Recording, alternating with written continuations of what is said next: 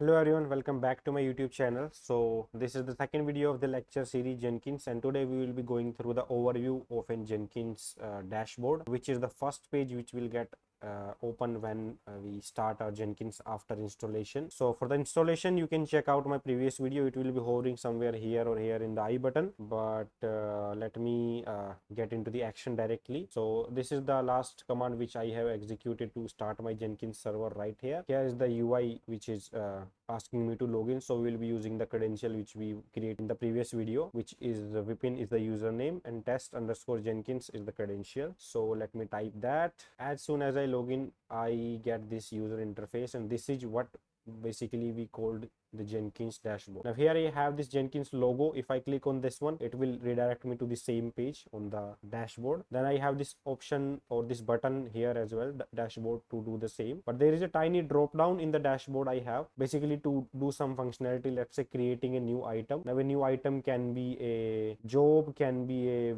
view, can be a folder or anything. Then we have people's tab. People's tab definitely used to see how many people are using the Jenkins. Then we have build history, basically to list the builds of specific user. Then we have the manage Jenkins. This basically has a bunch of features to configure our Jenkins, to create credential, to install plugins, and to do other bunch of tasks. We will be creating more videos on covering each of these parts. Then I have the my view section. So Jenkins has a feature to segregate some sort of jobs based on views, so you can use that as well. And this button basically lists all the views associated with a single user. Then we have the same option. Next we have is the build queue, as the name says. So any build that are currently running and are not yet started will get list under this queue section. Then the next which we have is the build executor status. This basically means that any Jenkins job which is executing, an executor is assigned to that job. This option basically lists all the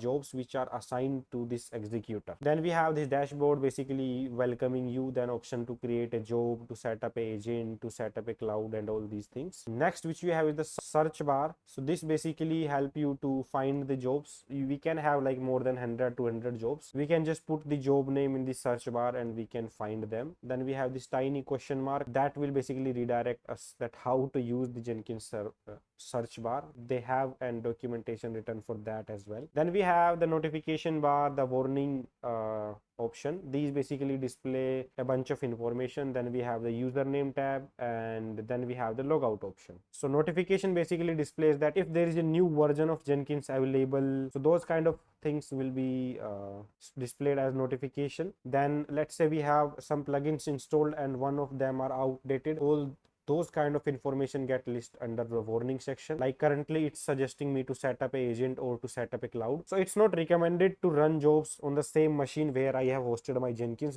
because it might create some conflict with the libraries of the same machine and can crash our Jenkins server. Then we have again the user tab. This basically will list the user information, which includes user ID, and we can manage the user as well from here. Then we have the logout. Of course, this will log me out and redirect me to the login page. Then we have the option to add description as well. So I can set a description for the entire Jenkins server here. Anyone who will be logging into the Jenkins will be seeing this description. For now I have added like this: Jenkins server is for tutorial purpose. Then in the bottom right actually we have two other options to display the Jenkins version and to see the REST APIs. So these are like right here in your case.